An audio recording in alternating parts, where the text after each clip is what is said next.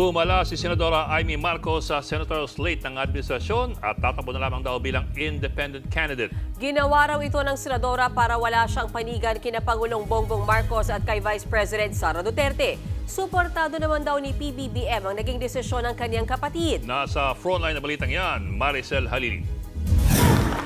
Ilang araw matapos si endorso ni Pangulong Bongbong Marcos ang 12 pambato ng kanyang administrasyon sa pagkasenador sa 2025 kung saan kasama ang kapatid niyang si Senador Amy, inanunsyo ng senadora na tatakbo siya bilang independent senatorial candidate. Kakalas daw siya sa alyansa para proteksyonan si PBBM. Para hindi na malagay sa alanganin ng kapatid ko kasi kinakabahan na nga siya baka kung ano daw.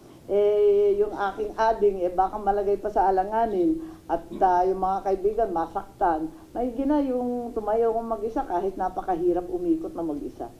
Hindi naman daw nag-resign si Senador Amy sa partido niyang Nationalista Party na isa sa mga umanib sa alyansa para sa bagong Pilipinas na binuo ni PBBM. Pero kaibigan din ng senadora si Vice President Sara Duterte na ngayon mahigpit na kritiko ng Administrasyong Marcos. Ayon kay Senador Amy, mas mabuting wala na lang siyang panigan sa dalawa.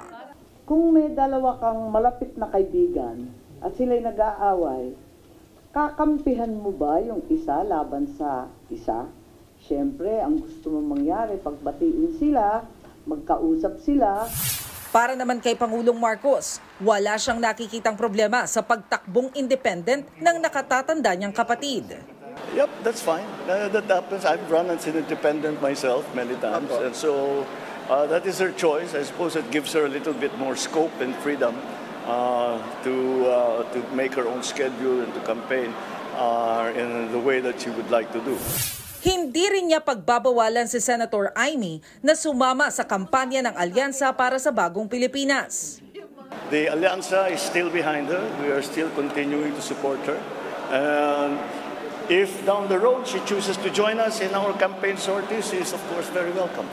Para naman sa isang political science professor, wais ang naging desisyon ni Senator Amy na tumakbong independent. Minarapat na lang na hindi na lang mapasama doon sa senatorial slate ng kanyang kapatid. So as not to offend anyone coming from both sides. Para hindi na rin ma-rate yung kanyang kanino ba talaga siya loyal. We will see sa susunod na survey if this is really a wise move on her part.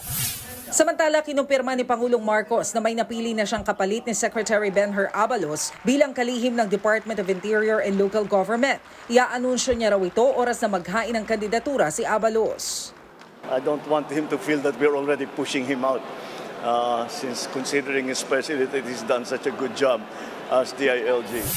Bukas pang simula na paghahain ng Certificate of Candidacy pero nagpatikim na sa mangyayaring kampanya ang administrasyon. Sa pagbisita ni PBBM kanina sa Paniki, Tarlac, kasama na niya sina Secretary Abalos at Las Piñas Representative Camille Villar na parehong ini-endorso ng administrasyon sa Senado. Nagbabalita mula sa Frontline, Maricel Halili, News 5.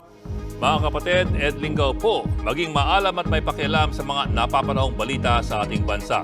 Para sa mas malalimang pagtalakay at paghimay sa mga issue at headlines, tumutok lamang at pag-subscribe sa social media pages ng News 5.